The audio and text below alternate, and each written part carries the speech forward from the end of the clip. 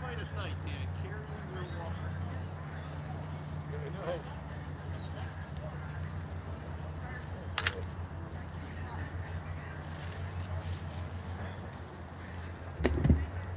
Should I get the other shirt for this gentleman? The yellow robe.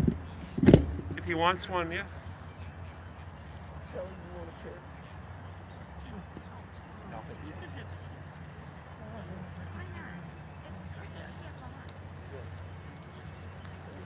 You do so? Thank you so much. There you go. No music now for 20 minutos, por favor. Servicio. Thank you. Have a good day. Buenos dias.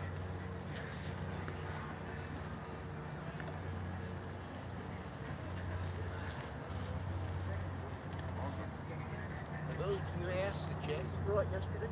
Yeah. They're very nice.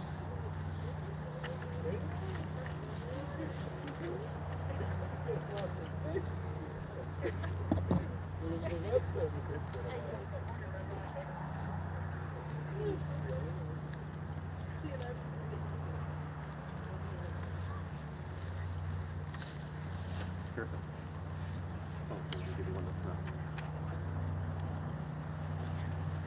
Is everybody here? Oh, you know what? I don't want to start it. No, We'll wait till We don't want to. Yeah, I keep forgetting that we already have 54 people logged in, which probably means 100 or more.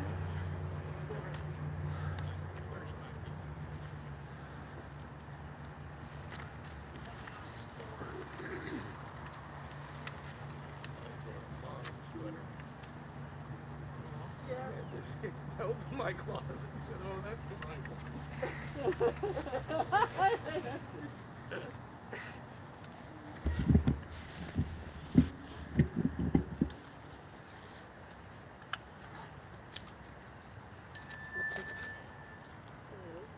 I love this picture with her smile.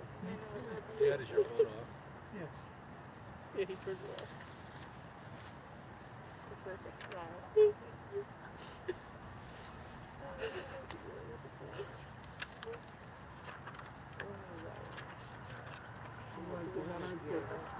Yeah, it was beautiful. Oh, the one you put was terrific. I know, approximately. And we love the comment.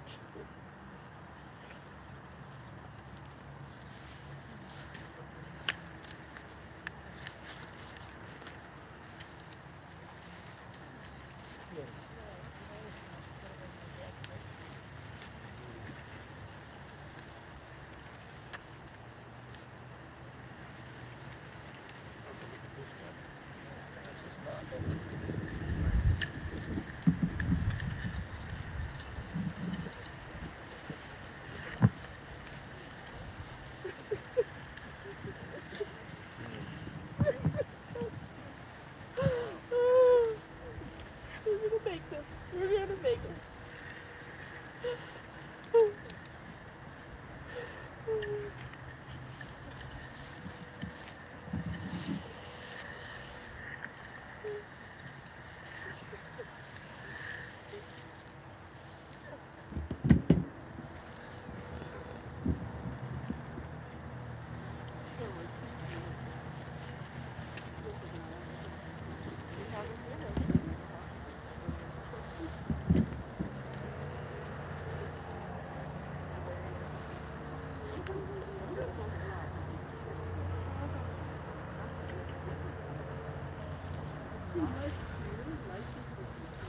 Bill, we'll probably have over 100 people logged in. This is live right now. And you can watch it on your phone or your computer, and if you want to watch it later, you can re-watch it again. But it's on YouTube or on mitzvahfunerals.com.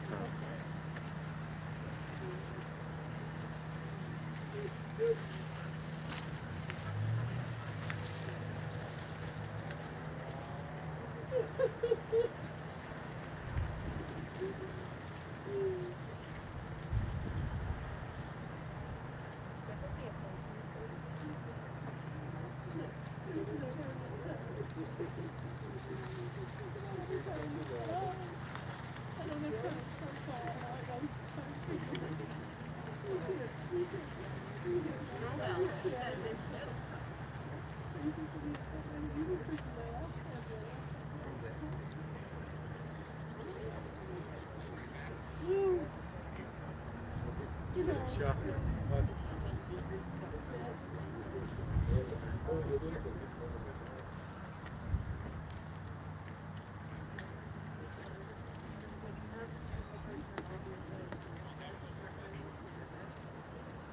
I saw that a lot. That was good.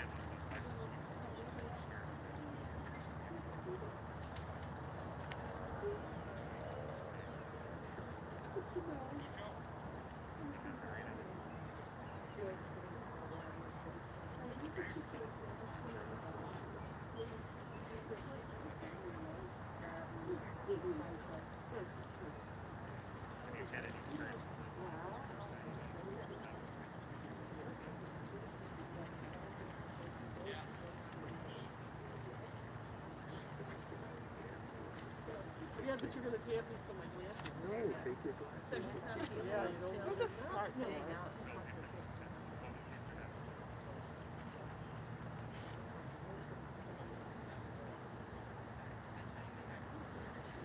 I think he could take a day off. It's kind of on fucking my nerves. It's crowded there. Okay,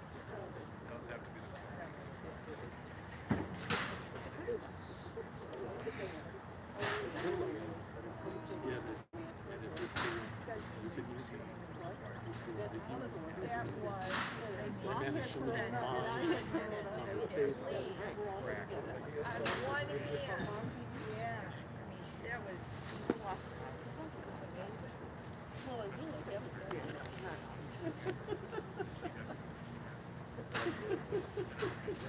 My like big fishing is I throw it in the dryer on hot.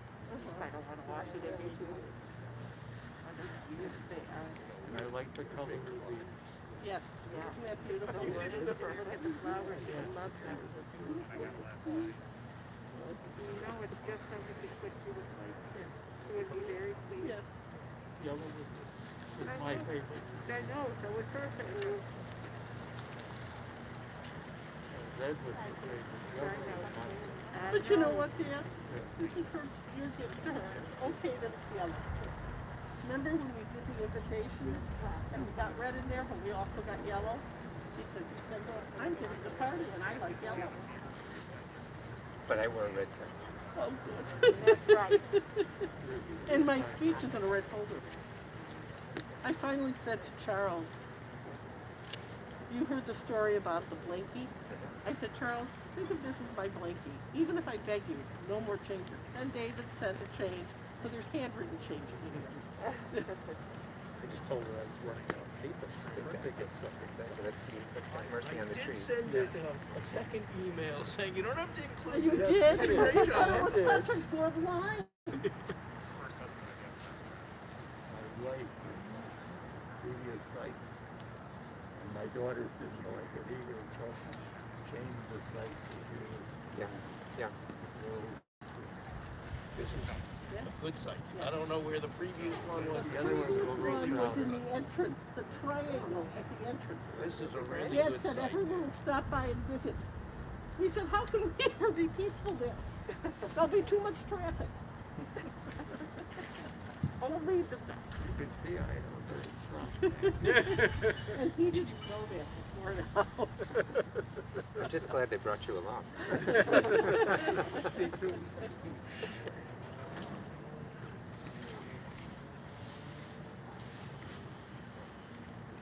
So as we are about to start, if everybody's comfortable, when I'm speaking and I'm far enough away from everybody, I'm going to take off my mask if that's okay. I don't want to make anybody Can we uncomfortable take off ours? in doing that. So yeah, we'll just, whoever's up here is far enough away Right. from everybody else. But I wanted to ask, I didn't want to make anybody uncomfortable. No. Problem. In doing that. If you want us hearing it here. Here, I think it's better. But when, You know we've been so socially Marla, when you distancing come up together. to speak, if you're comfortable, you can take your mask off. But again, we'll stay far away. And what order are we speaking in? I was told that, and I follow instructions, That's fine. so that Marla is going to speak on behalf of the grandchildren Right. first, right? Then you. Okay. Then I'm going to share Steve's words, Okay. and then I'm going to speak. Okay, perfect. then we'll have lunch, and then We'll start the Lunch, second. I thought by then it'll be time for second dinner. day after the intermission. We'll then continue. You know, she would have liked that. Yeah. That's exactly That right. we should have been here all day. Yeah. And maybe a little Well, picnic. it's in there. It's a nice quiet spot. We could do a little bit.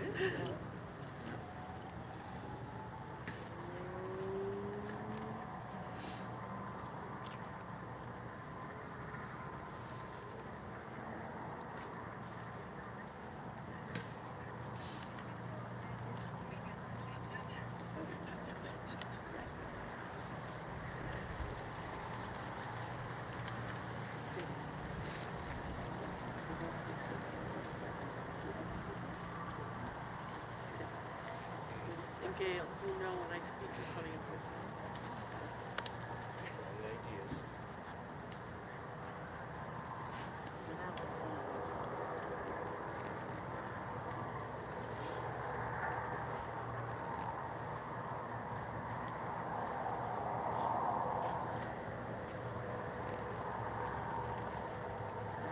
Really good look. Yours looks, yeah, I know. It's a whole, it's a new look. It's beautiful. Yeah. I'm glad it's chic. I just can't figure out how to keep my glasses from fogging up. Yeah, I know. Yeah, I have that That's problem it. too. Think about soap or something that does that. Yeah. Yeah, somebody said, Yeah. Yeah. can't remember what it was. Yeah, you just in there as a liquid that we cannot just let it dry naturally. Like scuba dive. We're gonna spit on him now? Right. You know, Mom would. I saw somebody actually lick their glasses. It was such an odd thing. On a Zoom. Do you realize everybody can see you doing that? I just, Hey, if they could flush the toilet during a Supreme Court hearing. I guess. Oh, no, no. Oh, That was God. crazy. The worst is at the grocery store, you know, to hold the fruit and vegetables, you want to open that little bag. You're used to licking your fingers. Yeah. Yeah, yeah. You know what? I just look around, see if anybody's there and stick a Find finger a on piece it. of ice. And because wet fingers, so I go to where In the the grocery grocery store, you store, can find a little. they That's a have good like the idea. broccoli on ice, and one of the produce managers came up. She said, "You're struggling so hard. Here's what you need to do. Go find." Oh, she gave me a little piece of ice, and so now I just go and look. And I probably make trips all the way. Rabbi, we're at 10 o'clock.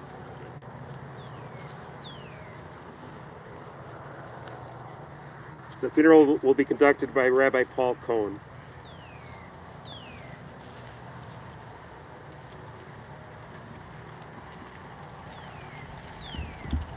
Friends, there is a ritual that we perform before we begin the service itself, and the ritual is called kriya. It comes to us from our ancestors. When they heard of the loss of a loved one, the death of a loved one, they would tear the article of clothing that they were wearing.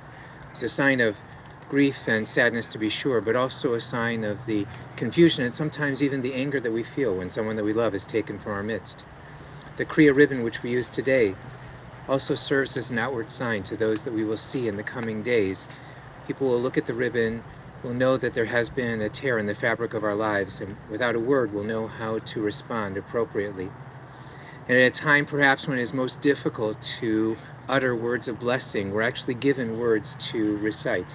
And I invite you to repeat after me, first the line in the Hebrew and then in English. Baruch atah Adonai Eloheinu Melech haolam Dayan ha'emet. Blessed are you, God, Blessed are you, God, ruler of the universe, ruler of the universe, the judge of truth. the judge of truth. I invite those who are wearing the ribbons to tear them not all the way through, either from the bottom or from the side. You grab the two bottom corners and pull up on one and tear right.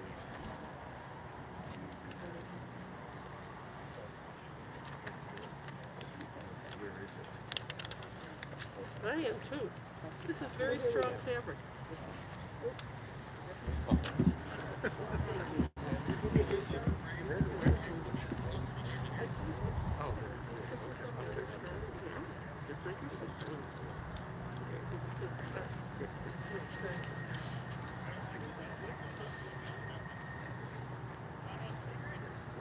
cover.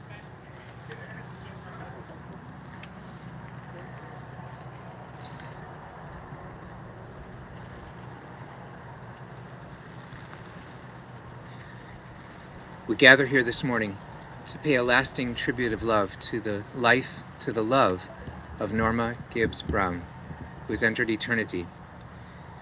Norma was kind. She was as gentle as she was strong. She was generous with her love to all of us who were privileged to be part of her family circle, her circle of friends, her community at Temple Jeremiah, and wherever she lived, the community that she created. And as I was thinking about her life, the 20 plus years that I've known Norma, I was thinking of this poem that I've shared often, but I think it so speaks to her essence, and to, if she were here in this moment, what she would want to say. The poem is called Epitaph, and it was written by Merritt Malloy.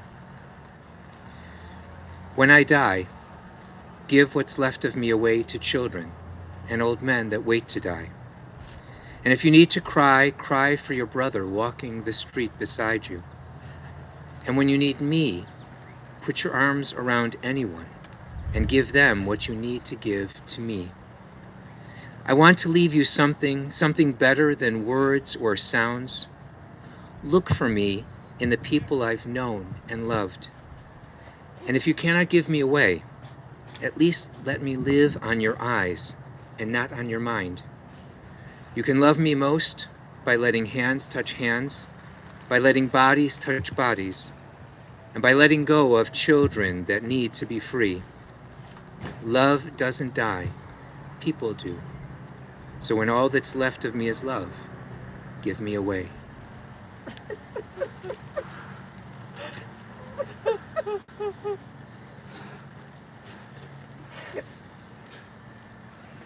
The psalmist said, Shiviti Adonai lenegdi tamid, ki minimi ba'alemot.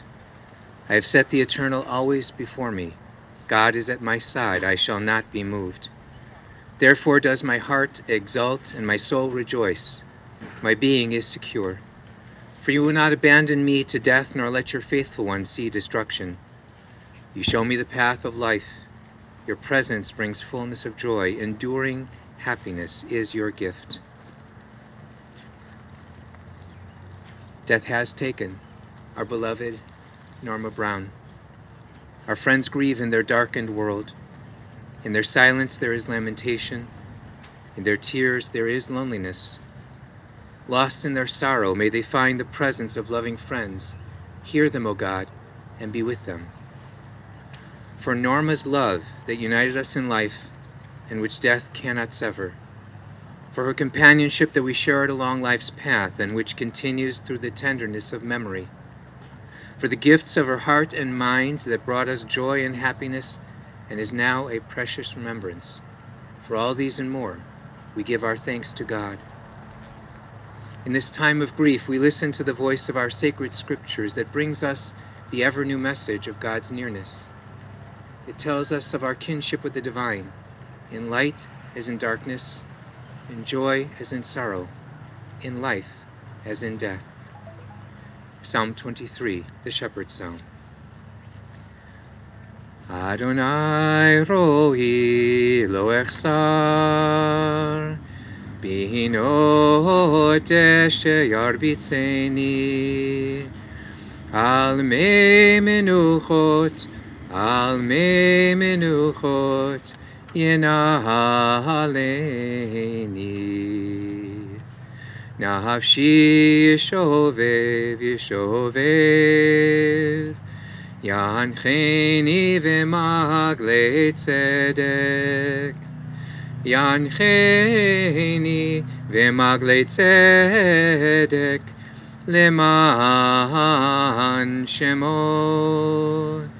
Gam ki elech b'getz al mavet lo hirara ki ata imadi. Shivtecha umishantecha Hema yenachamuni. Taroch lefanai. Shulchan neget zorerai. Dishanta vashemen roshi. Kosi revaya. Ach tov chesed yirdefuni. Kol yemei chayai. Kol yemei chayai. Vishavti bevet Adonai leorech yamim. Adonai rohi lo echsar. Adonai rohi lo echsar. In the pamphlet that you received here at the cemetery, you'll find the translation of the 23rd Psalm, and I invite you, if you wish, to join together with me. The Lord is my shepherd, I shall not want. He maketh me to lie down in green pastures. He leadeth me beside the still waters. He restoreth my soul. He guideth me in straight paths for his name's sake. Yea, though I walk through the valley of the shadow of death, I will fear no evil, for thou art with me. Thy rod and thy staff, they comfort me. Thou preparest a table before me in the presence of mine enemies. Thou hast anointed my head with oil, my cup runneth over. Surely goodness and mercy shall follow me all the days of my life, and I shall dwell in the house of the Lord forever.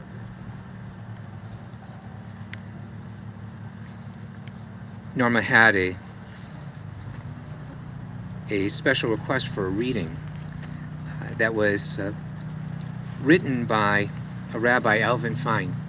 It is included actually in our High Holy Day Machzor, just before Kaddish Yatom. Birth is a beginning, and death a destination. But life is a journey, a going, a growing from stage to stage, from childhood to maturity and youth to age, from innocence to awareness and ignorance to knowing, from foolishness to discretion, and then perhaps to wisdom, from weakness to strength or strength to weakness, and often back again, from health to sickness, and back we pray to health again, from offense to forgiveness, from loneliness to love, from joy to gratitude, and pain to compassion, grief to understanding, from fear to faith, from defeat to defeat to defeat, until looking backward or ahead, we see that victory lies not at some high place along the way, but in having made the journey, stage by stage, a sacred pilgrimage. Birth is a beginning and death a destination, but life is a journey, a sacred pilgrimage made stage by stage, from birth to death to life everlasting. In his sorrow, Job cried out, Adonai natan v'Adonai lakach, yehi shem Adonai mevorach. God has given, and God has taken away. Blessed be the name of God. An ancient people, we are well acquainted with grief in the valley of shadows. Death and sorrow are not strangers to us, yet the centuries have taught us that a good name endures beyond the grave, and that there is strength in faith. With Job, we say, Adonai natan, God, you have given. You gave us a loved one, Norma Brown, who will not be forgotten. For all that was good and enduring in her life, we offer the deepest thanks of our hearts. Adonai lakach, God, you have taken away. We pray for the strength to turn our broken hearts into an altar of trust, before which we acknowledge your sovereignty and your love, as we now say, Yehi Shem Adonai Mevorach, blessed be the name of God, now and forever. Amen. I invite you to take these next few moments to bring forward the cherished memories that you have of Norma's life, and the love that she shared so generously with each and every one of us in this moment of silent reflection.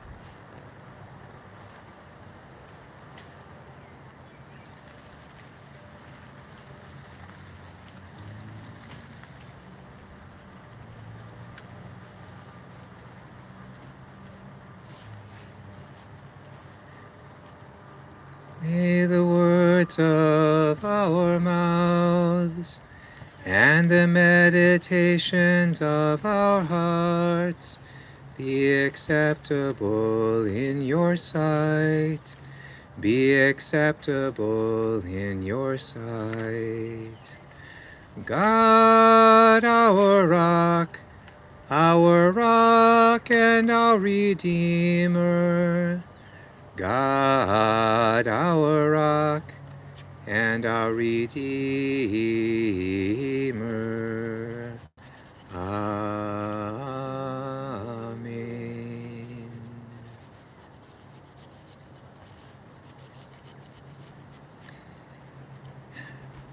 In just a few months, we would have been celebrating Norma's 90th birthday. And I reflect on this number not because of necessarily the significance of the number, but in the significance of the years. That it wasn't just an accumulation of years for Norma. She made every moment of every day count. In the generosity of her spirit, the way that she cared so fiercely for her family and for her friends, her dedication to community, her passion for justice in this world.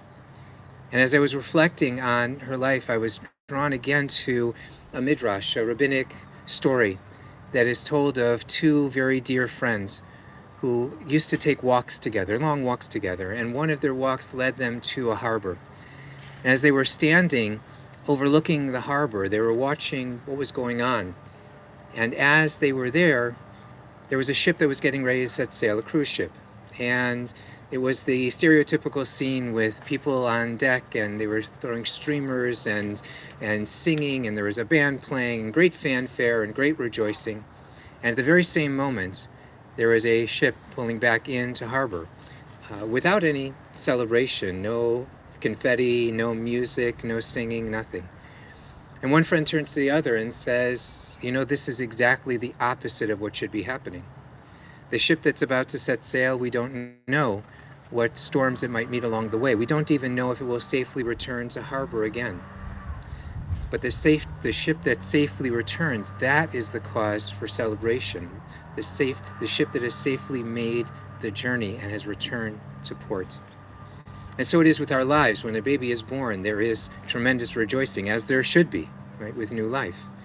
But at the end of a person's life, particularly at the end of a life that is so well lived, filled with love and family and friendship, that this too is a cause for celebration. And so we celebrate Norma's life this morning, first with the words of her family. And Marla, I invite you to come forward and to share words, I believe, on behalf of the grandchildren.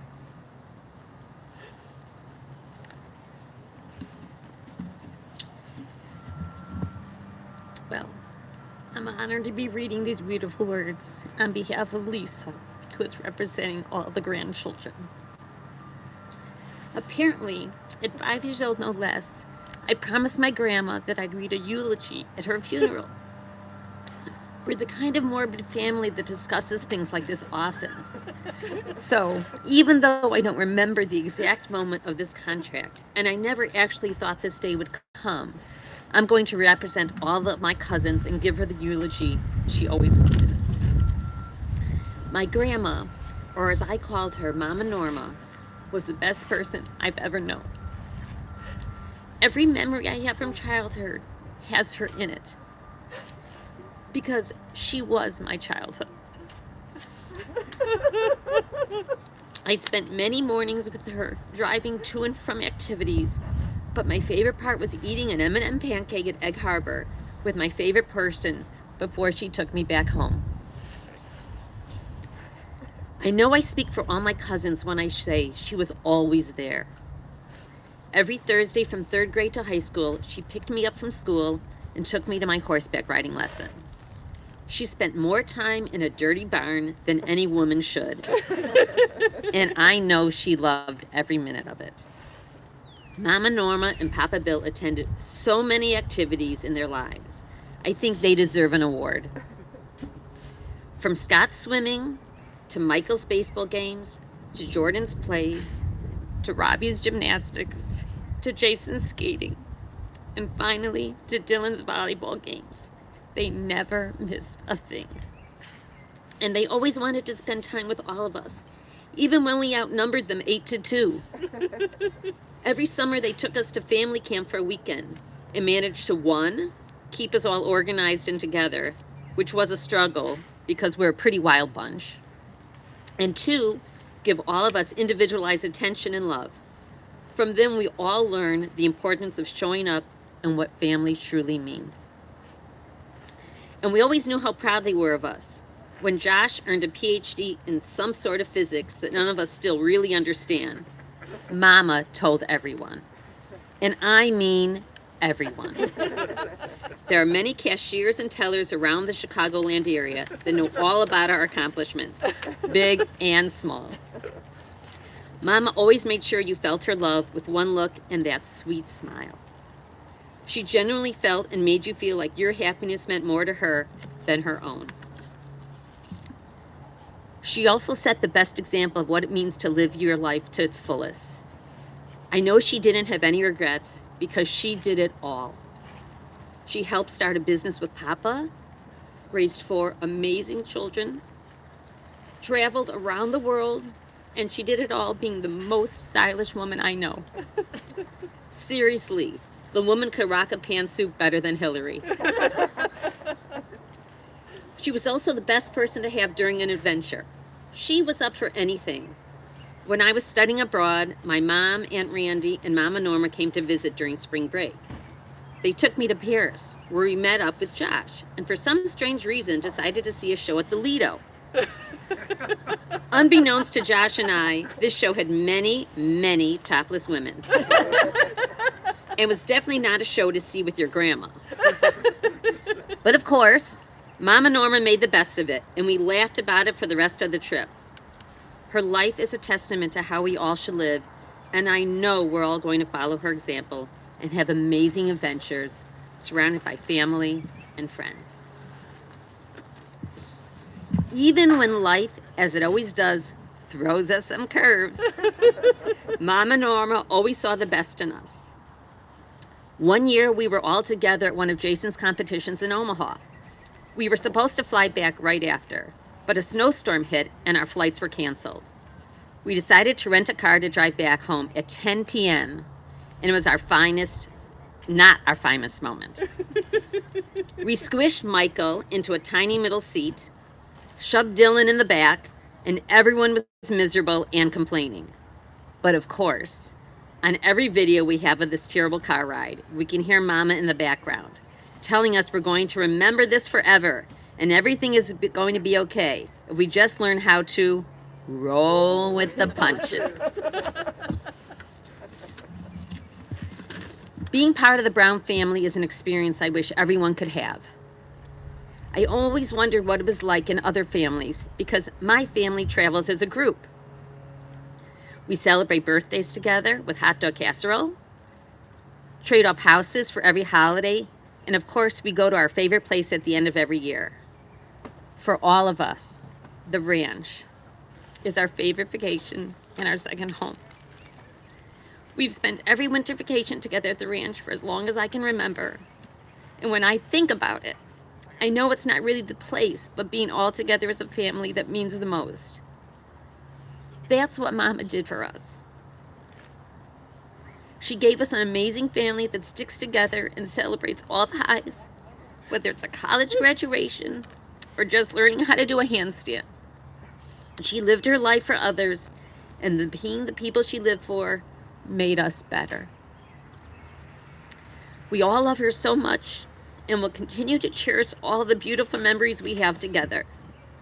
Mama, Grandma, you were the best of all of us, and we'll love you forever.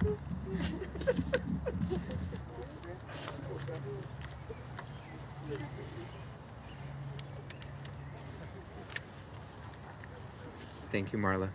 Randy? Randy and Gail.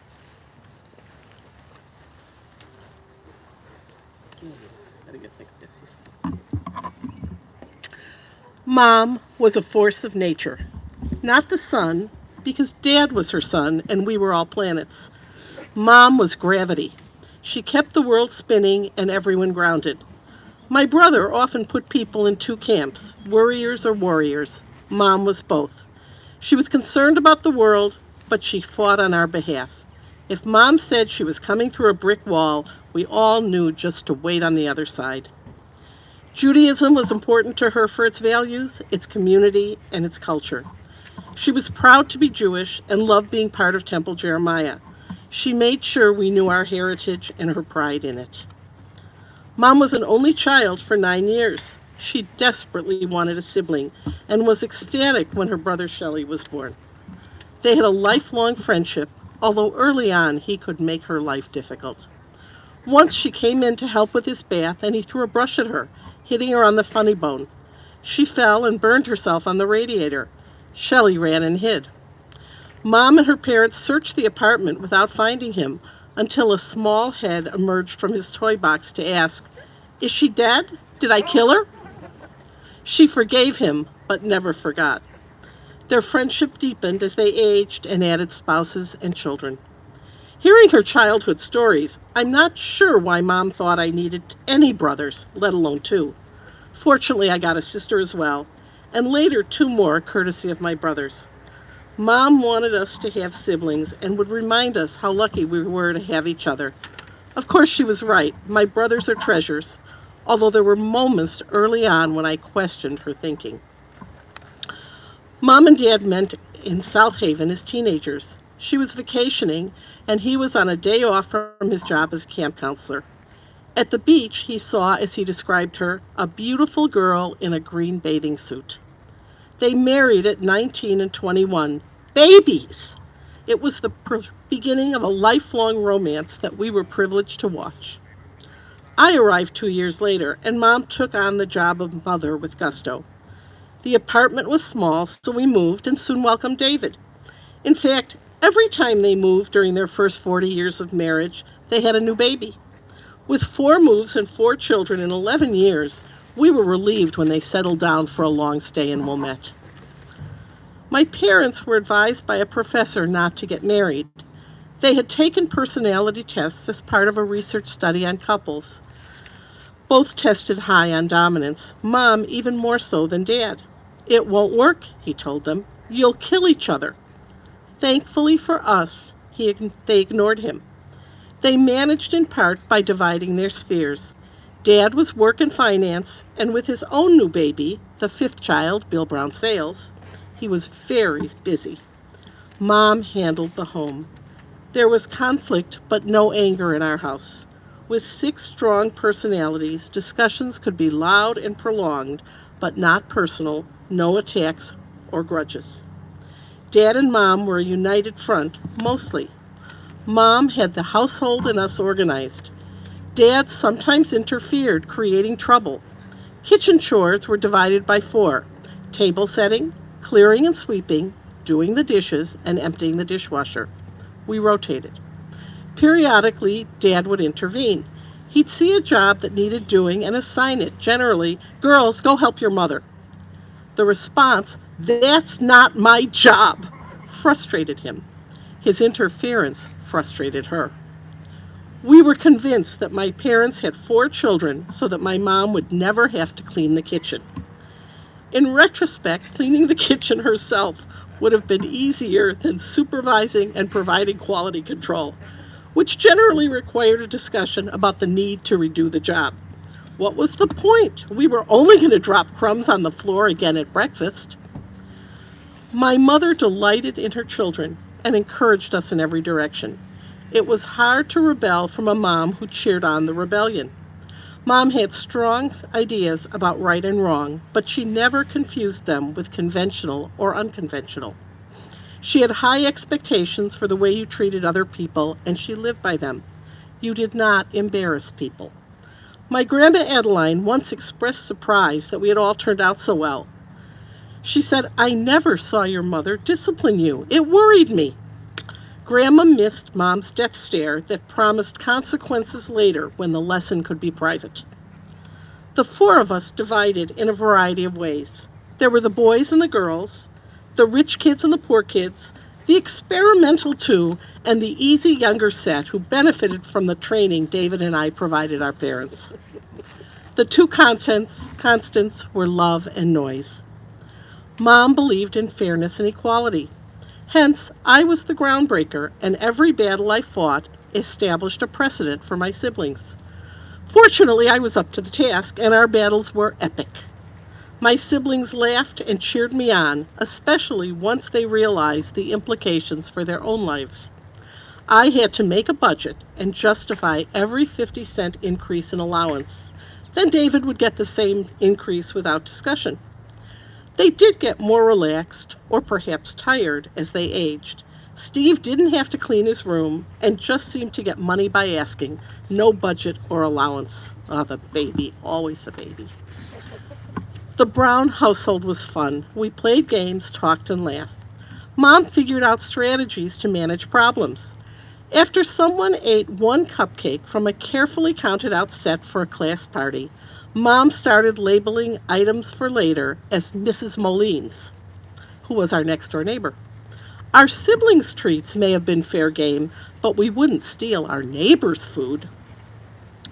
Throughout our lives, we have continued to have fun together. Trips to the ranch, holidays, and a variety of special occasions are cause for family togetherness, accompanied by laughter and games, not to mention food. Each year had its own special memories, and the Browns loved to tell and retell the stories. Just ask us, any of us, anytime. We can tell you a story and will. The details may vary, but hey, what's a good Brown story without a squabble about who has the details right? Mom was a workmanlike cook. She didn't love cooking, but saw it as her responsibility to provide healthy meals. We mostly had broiled meat, salad, and fruit for dessert. A special treat was hot dog casserole, a tradition that has been maintained by some of us. Her company specialty was beef stroganoff. We children, and Dad, found that with proper timing, you could make a quick trip through the kitchen and snag a piece of delicious beef tenderloin and sauce waiting to be served while Mom was otherwise occupied. Our bravery grew until on one fateful occasion, Mom served guests sauce and mushrooms over noodles. It was 20 years before we saw her beef stroganoff again. To quote Mom, "Sometimes life throws you a curve and you have to roll with the punches." She was a roller extraordinaire. When our house burnt down, Dad came home from the office and asked if everyone okay. She sent him back to work and made all the arrangements. We lived at Howard Johnson's for 4 months, and somehow she made that fun too. There was always extra room at the table. We could always have friends over. It never occurred to us that we should have asked first. I once brought a friend home who had been fired from camp and had nowhere to go. I was going back to camp. My friend stayed for several more weeks. Mom and Dad hosted advisory sleepovers, teenagers traveling to the U.S. from abroad, and a variety of spontaneous gatherings. Mom believed in inclusion and hospitality. Dad would call from the office and say he was bringing home guests. She would tell him to take them to see the Baha'i temple and how long he needed to spend there so that she could get ready. He was there so often, they thought he was a professional guide. Mom's values were family, social justice, community, and education. While juggling 4 children and a busy husband, she served in a variety of roles, including president of the village-wide PTA, member of the Wilmette Plan Commission, and leader of my Girl Scout troop. Mom built community wherever she was.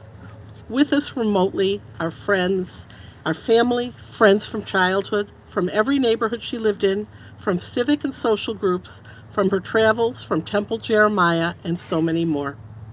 She was a wonderful friend. One of her friends said to me, "She was the first one there when something was needed, and she stuck with you. She never wanted to talk about herself. It was always, 'How are you?' She was loyal. If she got irritated with someone, it didn't take more than a moment for her to decide, 'She's my friend. It's not a big deal. It's just who she is. Why make a problem?'"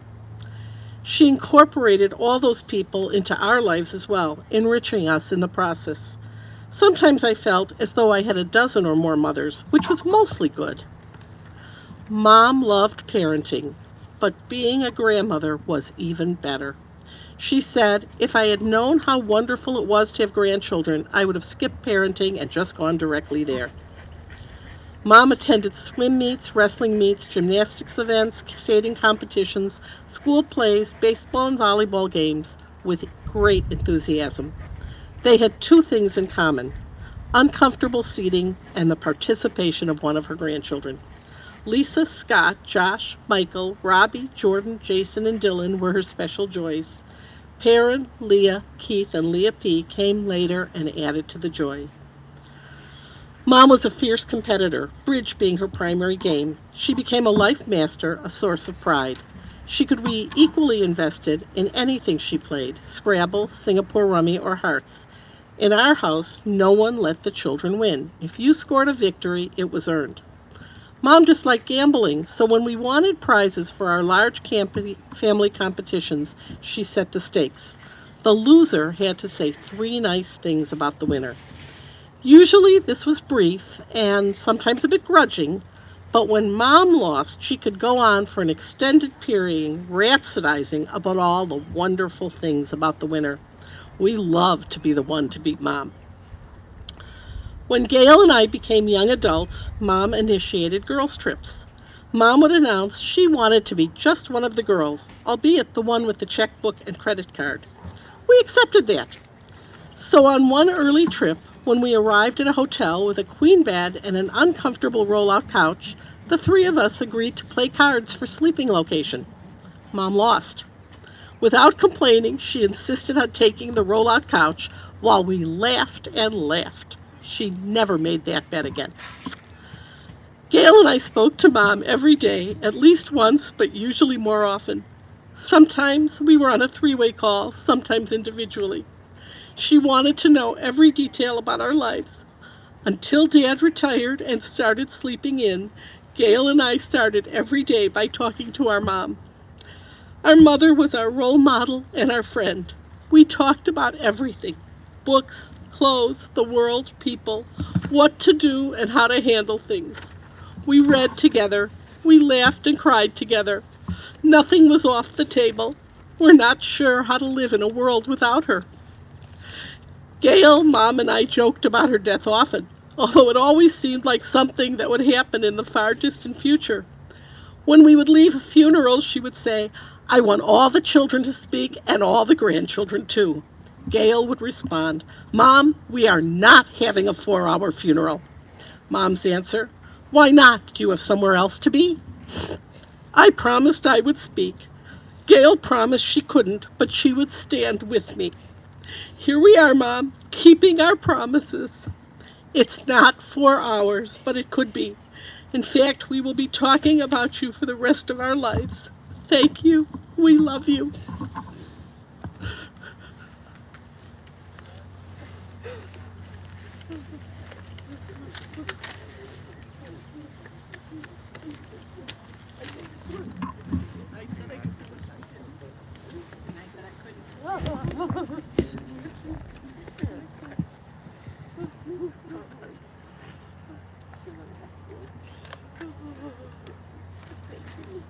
I promised her.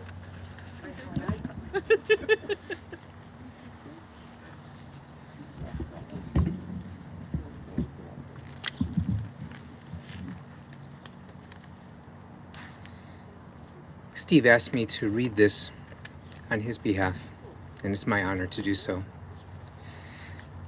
I'm Steve, the youngest child, often told by my siblings the result of Mom and Dad overruling a vote that had selected a dog instead. Growing up on Sandy Lane was perfect. The house was big enough for 6, with ping pong in the basement and a living room designed for epic battles with my brother, and always space for guests. We slept in the house, but we lived on our block. Our house was strategically situated at the intersection of Alpine and Sandy. The block seemed big. We played games in the streets and through the yards, but it was small enough that we knew every house and neighbor, and I could always hear Mom's call when it was time to come in. The house itself was always filled with sound. Some might have called it noise, and for most it was loud. Okay, very loud. My older siblings fought the big battles with Mom and Dad, such as how late we could stay up or out, though not the same. Randy always went in head first, while David followed, the better to ask forgiveness than permission approach. Personally, Randy's was more fun to watch. The house began to morph at an early age. Randy left for college when I was 9, and David quickly followed. It was a new dynamic, but Gail and I made sure the noise level remained. I grew up in this amazing place filled with so much love. This was the family Mom and Dad built and the world they created. Mom was the center of that world. We each had unique relationships with her, and she showed us how to love equally but differently. As our families grew, each of us marrying and having our own children, Mom was the gravitational force that held us all together. She celebrated every one of us for who we were or what we wanted to be, and in her eyes, we were all the best. She owned beautiful things, but they were never so important. We saw that tested a few times. We spent a summer at their home in Hibernia. To some, it was a beautiful house. To my son Jason, it was an early training facility. If something broke, she'd make sure you were okay, give a hug, and let you know objects could be replaced. She loved when we were all together. Thanksgiving, Hanukkah, highlighted by my sister Joyce's amazing latkes, and of course, the ranch. The ranch was her, and thus our special place. She would make sure to spend time with each of us. She took hikes, played cards, and nothing was better than our big family meals. She didn't like horses, but when the kids were small, she was in the corral, reins in her hand, walking them around a manure-filled ring. Mom was educated as a teacher, and education was always a priority. I couldn't begin to capture all that I've learned from her. The value of family, the impact of an act of kindness, the importance of friends and how to be one, to respect others and to be respected. You and Dad modeled what love could be. There's no doubt that the life I have, the love and partnership Marla and I share, the beautiful family we raised, and the community of family and friends that have supported and enhanced our journey are because of you and Dad. Mother's Day will always be a celebration, and we will honor you by reflecting the love you shined on us to those we touch. I will miss you dearly, your favorite youngest child.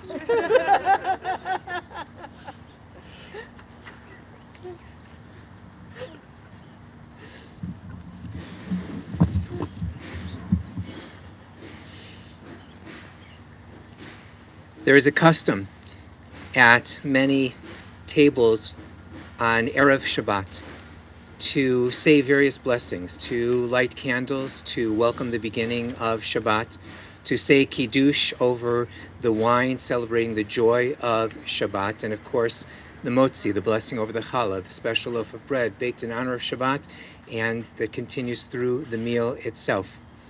There's also a custom in many homes for the people around the table to recite blessings over one another, parents over their children, and husband over his wife. And the words that are given to husbands to recite as a blessing for their wives is taken from the book of Proverbs. And it is known in this excerpt as a woman of valor. A woman of valor who can find, her worth is far above jewels. The heart of her husband trusts in her, and nothing shall he lack. She renders him good and not evil all the days of her life.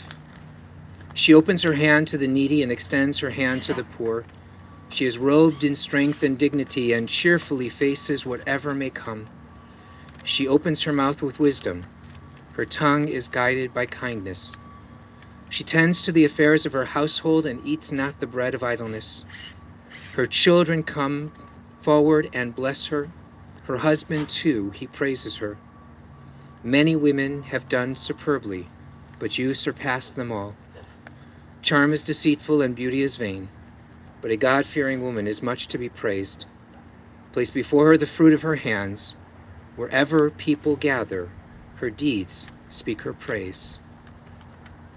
These words ring so true in so many ways of how Norma lived her life and the love that she shared.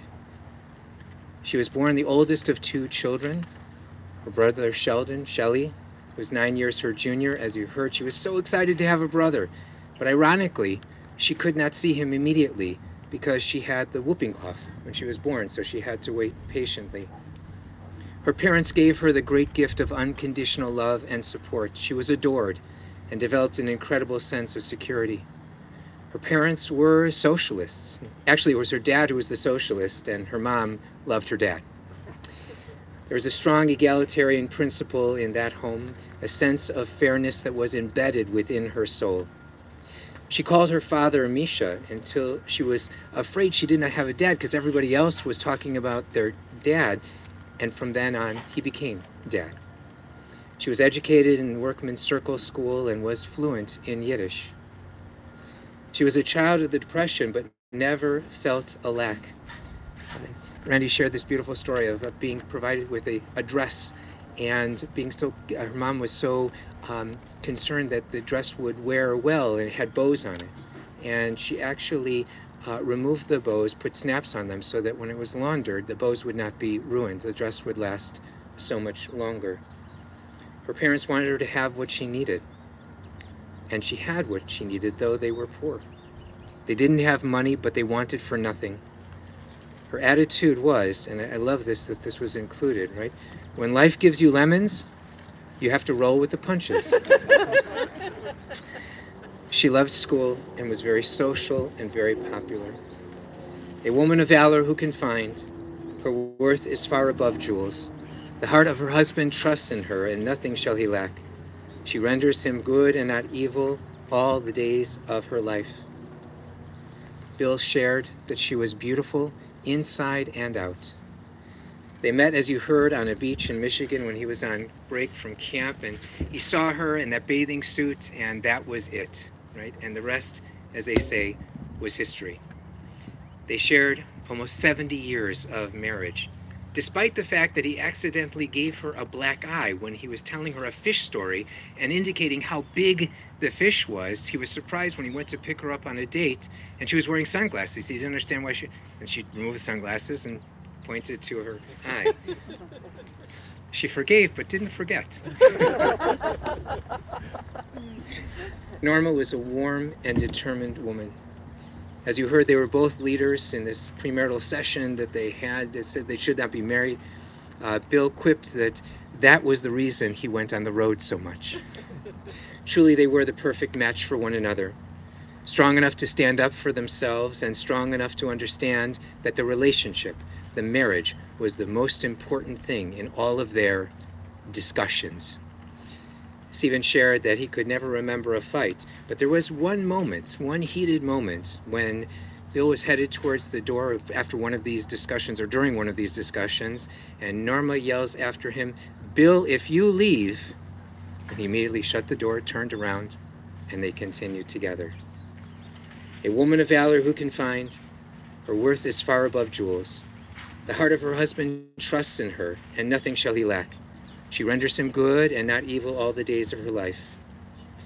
She remembered that Bill was a horseback riding instructor, something that he had no background in, and said it with such confidence that he was hired, and then he had to quickly learn how to ride horses, and actually became pretty good at it. And Norma remembered this, and the horseback riding connection was the connection that led to 58 years at the ranch, even though she didn't like horseback riding. Right? But such was her love and her care for her family, for her husband. She cherished this family time. There's a beautiful book of pictures, and I think the book was put together almost every year, and and Michael was responsible for many of those photos, and I think in the most recent one, almost all of the photos, except the ones in which he appears, I think. Yes, and just what wonderful memories, and what a cherished time that is. She tends to the affairs of her household and eats not the bread of idleness. Her children come forward and bless her. The light of the love that she received from her parents was then turned to shine upon Bill, their children and grandchildren. Together, they raised these incredible children, Randy, and then Charles came into the family, David, and then Joyce coming into the family, Gail, Stephen, and Marla coming into the family. Norma, as you know, doted on the grandchildren, thought they were the best, and of course they are. Lisa, Michael and his Leah, Scott, Robbie, Jordan, Jason, Dylan, Josh and his parent. In fact, anyone who came into the family was immediately embraced and loved as a full family member by Norma. She had a strong sense of fairness. If she did for one, she did for all. David said that it was tough to be rebellious, even though it was the 60s, because she was so darn supportive of what her children did. Her children come forward and bless her. She modeled how to be in relationships.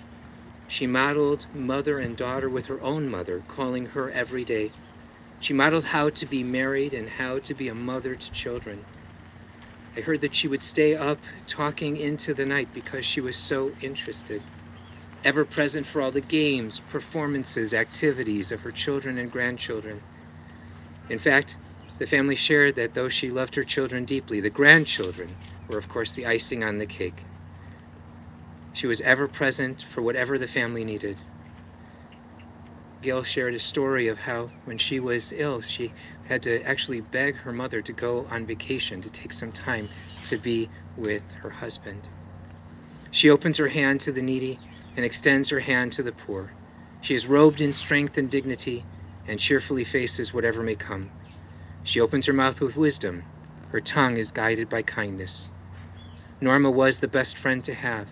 She was always able to see the good in people, but was a true mama bear of her family. God help the person who said anything about you, right? She was an inclusive person and a true caretaker. You felt so well cared for in her presence. Gail and Randy shared how their friends wanted Norma to be their mom too. Her door was always open, even for a last-minute guest for dinner brought home by Bill. You've heard about being mistaken for a docent at the Baha'i temple. There's this wonderful story about Thanksgiving, not too many years, just a few years ago, where all of a sudden there were last-minute guests and she needed to borrow chairs, and it just family couldn't believe this. 85 years old, and she's running around. She already had 40 people, I think, for Thanksgiving, and a few more. And so the question was, Mom, you know what you need to do for next year, right? And her response was, yeah, I got to buy more chairs, right? She was always available to provide support, to laugh, or to play that killer round of bridge. Norma was active in the community. She felt that this was a responsibility that you had, if you were a part of community, to take part in the leadership as well. She was dependable, she was kind, she was loving. These were the words her family used to describe her, and the words that each of us would use to describe her. When she and Bill moved to the V, she became an active member of the community, and by the way, he was very glad to be included in that move. It was a little bit dicey at first. She was committed to learning at Temple Jeremiah, a regular at Torah study, and all of our adult learning offerings. And in fact, I have to say, it was always Bill and Norma. Right? It was never just Bill or never just Norma. They were a team in virtually everything. They were best friends. As you heard, Bill led on the business side, she led in the home front, a true and loving partnership. Bill and Norma were among the founding members of Temple Jeremiah. And actually, she was the one who found the temple, and Bill, being very smart, followed suit. And though she was not ritually observant, being brought up in the workman's circle, being a part of temple was very, very important to her. She actually taught in religious school. I didn't realize that. And Bill served on the board of directors. And of course, they played bridge together with the Tarshishes and embraced each rabbi, Rabbi Schreibman and Patty and Kathy and me as well. And we are so blessed by the gift of this friendship. There were, of course, the wonderful auction dinners. They were a full 3-ring circus. And we, along with a number of couples, auctioned off this dinner, and you invited family and friends to be a part of it. And Norma just made us all feel so very welcome. We were not there as the hired help. We were there to be part of the celebration as well. And Kathy and I and all who participated were looked so forward to that. Not only did it raise money for the temple, which we were grateful for, but it was such a wonderful and memorable evening with Amy and her Davids providing the entertainment. I was talking to Rabbi Gibbs, and she shared another Thanksgiving story with me, that she was invited to Bill and Norma's and to be a part of that, and the extra care that was taken of where she was going to sit and making sure that she felt very much at home, and she felt so blessed by this gift as well. I remember a moment in the hall, and I shared this with you just a couple of days ago, that Bill and Norma were coming in, and I think they were coming in to play bridge at the temple. And Bill said something to me, and Norma immediately corrected him. And with this beautiful smile on his face, he turns to Norma, and then he looks at me, and he says, "I am so fortunate to be married to someone who is committed to helping me achieve perfection." I thought, that is a great, great relationship and a great line. She was over the moon when the family, when her children created this gift at the Apache camp as a health center that was named in her honor. And she shared, "Now I know I've done a good job as a parent because philanthropy was so important to her. Tzedakah was one of her founding principles, a foundation principle for her." The next gift of the Bill and Norma Fund for Lifelong Learning at Temple Jeremiah, she was so proud to talk about this and to encourage people to participate. And every time there was an event that was helped to come into existence, that was funded by this, she just couldn't have been more proud of her family and the temple and what she could offer the community. Charm is deceitful and beauty is vain, but a God-fearing woman is much to be praised. Place before her the fruits of her hands, and wherever people gather, her deeds speak her praise. Wherever people gather in these coming days, and we will continue to gather in all the different ways that are available to us, Norma's stories will continue to bring smiles and laughter and yes, even tears, but her deeds will continue to be her praise. May the memory of Norma Gibbs Brown, a devoted daughter, sister, a devoted wife, mother, grandmother, aunt, and friend, always be for a blessing. And together we say, Amen.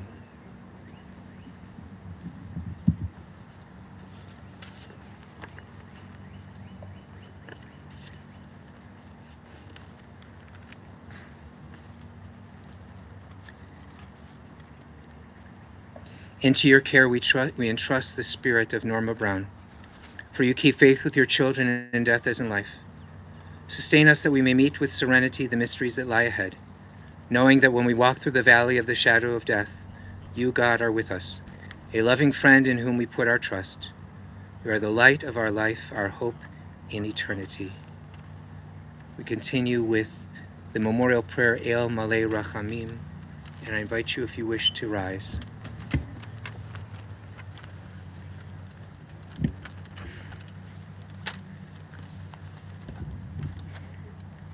El Malei Rachamim, Shochein Bamromim, Hamitzei Menucha Nechona, Tachat Kanfei HaShechina, Im Kedoshim Utehorim, Kezohar Akia Masirim, Et Nishmat Re'enu, Shalcha Leolama, Bal Harachamim, Yastirehu Beseter Kenafav Leolamim, Vayitzror Bitzor Chaim Et Nishmata, Adonai Hunachalata, V'tanuach B'shalom Al Mishkava, V'nomar Amen.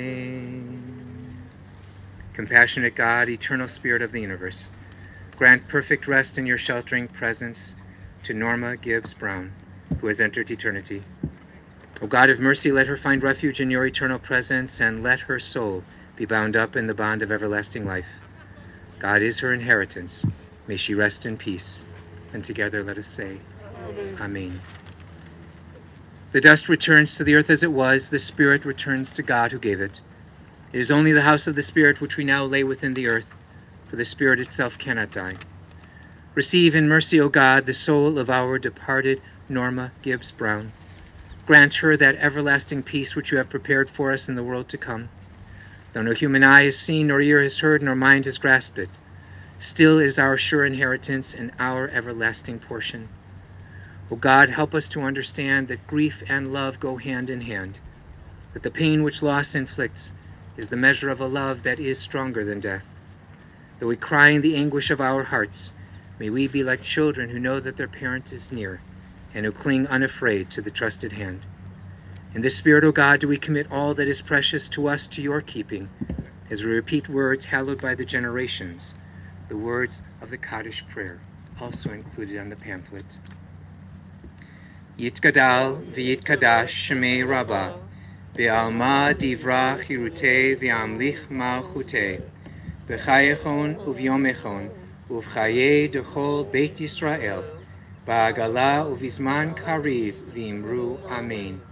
Yehei shmei Rabbah mevorach leolam olmei olmaya, yitbarach v'yishtabach v'yitpa'ar v'yitromam v'yitnaseh, v'yitadar v'yitale v'yitalal shmei dekudsha b'richu, le'ela min kol birchata v'shirata, tushbechata v'nechamata, da'amiran b'alma v'imru Amen. Yehei shlama Rabbah min shemaya, v'chaim aleinu v'al kol Yisrael v'imru Amen. Oseh shalom v'imromav, hu ya'aseh shalom, aleinu v'al kol Yisrael v'imru Amen. Oseh shalom v'imromav, hu ya'aseh shalom, aleinu ve'al kol Yisrael ve'imru Amen. May God grant peace to all who mourn the passing of Norma Brown, and bring comfort to all the bereaved from among us. And together we say, Amen.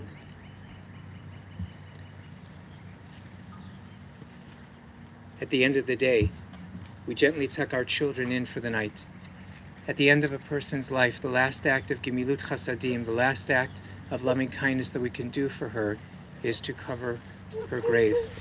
In a moment, we're going to lower the casket, and we'll have an opportunity for people to place earth within the grave to fulfill this mitzvah.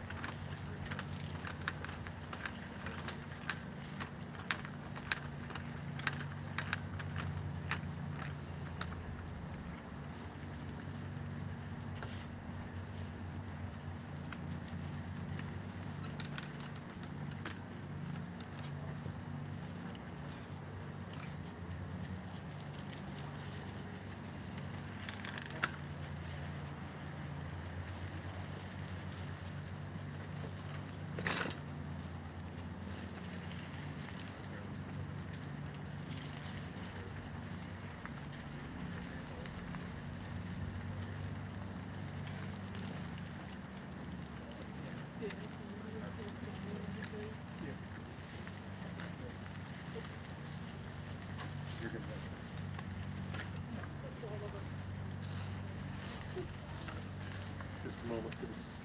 We're gonna put that, you could throw them from a distance, or wait until the grave is complete. But not step close. Thank you. Close, we can throw in, Throw from a distance. throw in anything. At the conclusion of services, you can place, do you have any with you? Rabbi has, some earth from Israel, and we can put some on your hand, and that can be the leading syllable.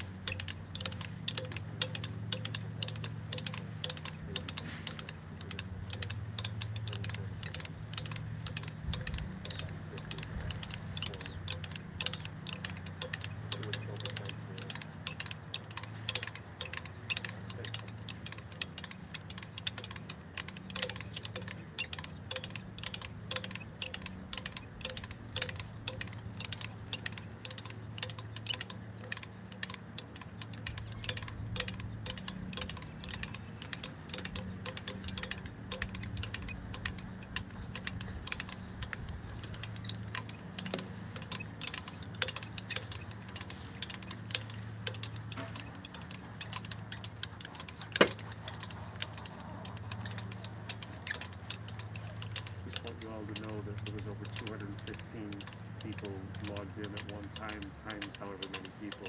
It would have filled the sanctuary at Temple Jeremiah, but there's pros and cons, of course.